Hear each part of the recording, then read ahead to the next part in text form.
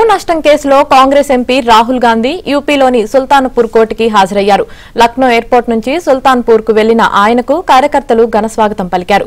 అనంతరం MP MLA special కోర్టులో హాజరయ్యారు. 2018లో కేంద్ర హోంమంత్రి అమిత్ షాపై అభ్యంతరకర వ్యాఖ్యలు చేశారంటూ సుల్తానాపూర్ బీజేపీ నేతలు రాహుల్ గాంధీపై పరువు నష్టం దావా పిటిషన్ దాఖలు చేశారు. ఈ కేసులో రాహుల్ కు ఈ ఏడాది ఫిబ్రవరి 20వ తేదీన కోర్టు బెయిల్ మంజూరు చేసింది.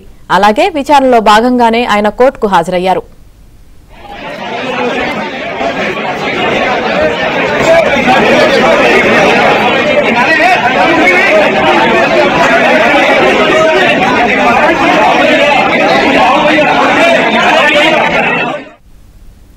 అయితే 5 నెలల వ్యవధిలో రాహుల్ గాంధీ రెండోసారి సుల్తానాపూర్ కోర్టుకు చేరుకున్నారు.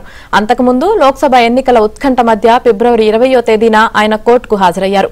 ఆ సమయంలో అమేధీ సుల్తానాపూర్ నుంచి ఆయనను చూసేందుకు పెద్ద సంఖ్యలో ప్రజలు తరలివచ్చారు. ఇక పరువు నష్టం కేసు విషయంలో కోర్టుకు హాజరు కావాల్సి ఉండగా రాహుల్ వచ్చిన 20 నిమిషాల్లో ప్రక్రియ పూర్తయింది.